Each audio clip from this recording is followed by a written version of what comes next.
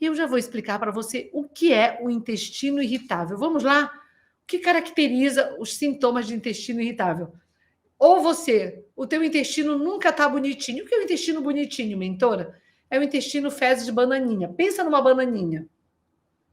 É típico, nós usamos muito. Só as fezes estão bananinhas? Esse é a característica considerada boa do intestino. Mas o intestino irritável ele pode ser ora preso, olha que interessante, ora está o intestino preso, ora ele pode estar solto. Então você pode ter oscilações na consistência das tuas fezes, na frequência das tuas fezes também.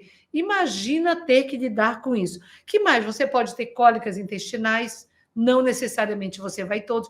Você pode se sentir estufada, distendida, cheia de gases. Você pode ter muco nas tuas fezes e você pode ter aquela sensação que o teu intestino está movimentando. É como se ele estivesse vivo. É claro que ele está vivo, mas, por exemplo, eu estou aqui com você, eu não percebo que eu tenho intestino.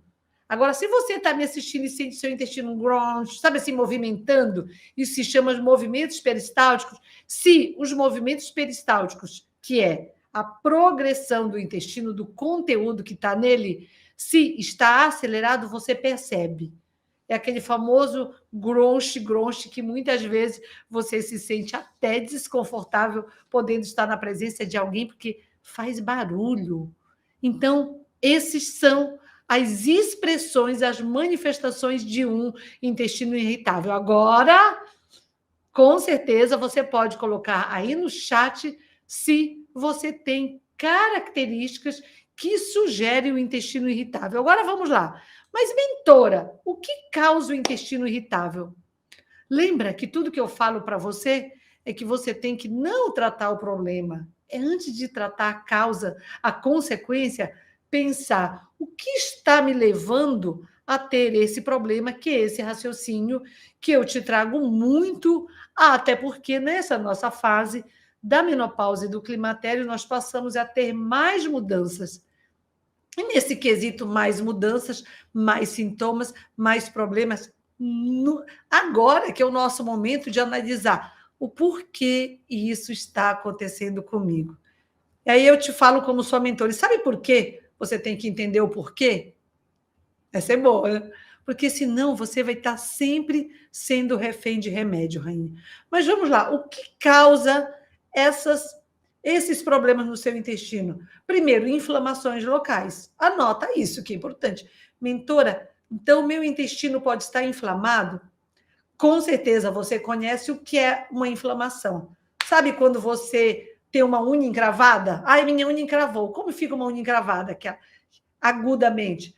Ela dói, ela incha e ela fica vermelha.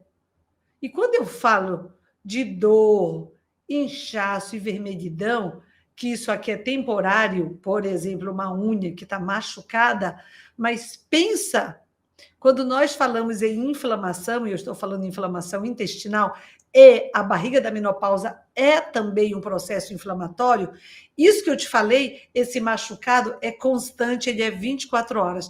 Então, se você tem, por exemplo, o intestino irritável ou a barriga da menopausa, rainha, você tem um problema crônico que esse machucado, essa inflamação que eu mostrei para você, que pode ser aguda, ela é crônica, ela é persistente. Então, você está constantemente, 24 horas, 7 dias na semana, 30 dias no mês, 365 dias no ano, inflamada. E o que é inflamação, mentora? Disfunção celular. Então, aqui eu estou falando só da inflamação local do seu intestino. Segunda causa de síndrome do intestino irritável, alteração da tua microbiota intestinal. O que é a microbiota? As nossas bactérias intestinais, que são importantíssimas para a nossa saúde. Eu não sei quem já leu ou quem sabe que nós somos... Tem um livro, para quem gosta de leitura, para aprofundar no tema, que se chama 10% Humanos. O que esse livro quer dizer? Nós somos uma célula humana para cada 10 bactérias. Então, Hoje, o código genético trouxe que nós não temos tantos genes como se pensava pela nossa complexidade.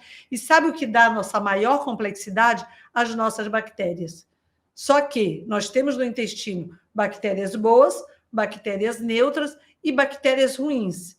E dependendo de como você alimenta, dependendo de como você agride, dependendo de como você machuca essas bactérias, quais as bactérias que você vai ter? Você vai reduzir a tua boa microbiota intestinal e você vai aumentar a tua má microbiota intestinal. Eu não vou nem entrar agora, mas já falei em alguma outra live com certeza para você que o nosso intestino é o nosso grande produtor de serotonina, neurotransmissor do bem-estar, grande produtor de dopamina, 90% da serotonina intestino, 50% da dopamina intestino. O que é a dopamina? Também falei numa live recente. O que te leva é o neurotransmissor da motivação. Então, só aqui nós já temos um problema na microbiota, independente do intestino irritável.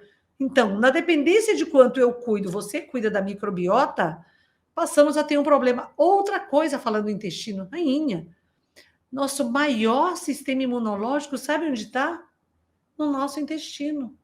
O nosso intestino é considerado o nosso segundo cérebro. Ele tem uma certa independência neuronal que se conecta com o nosso primeiro cérebro.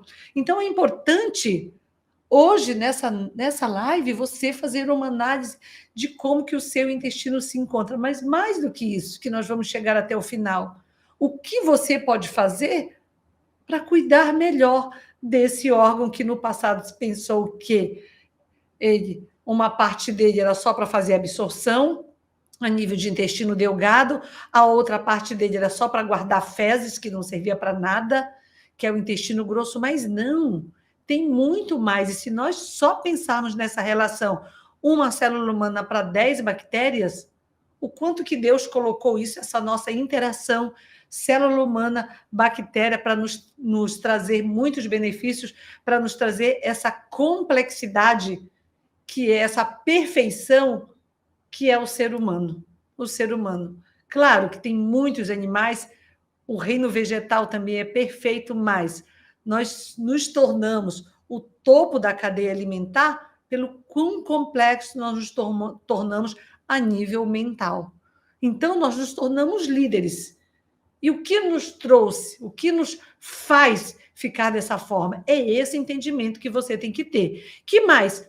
Aí tem algumas coisas interessantes. Contrações irregulares desses movimentos. Lembra que eu falei do gronch-gronch? Então, essas contrações irregulares, se forem inadequadas, o teu intestino pode ficar mais lento, o teu intestino pode ficar mais solto também. Então, isso é uma provável causa. Outra causa, alterações na coordenação, cérebro-intestino.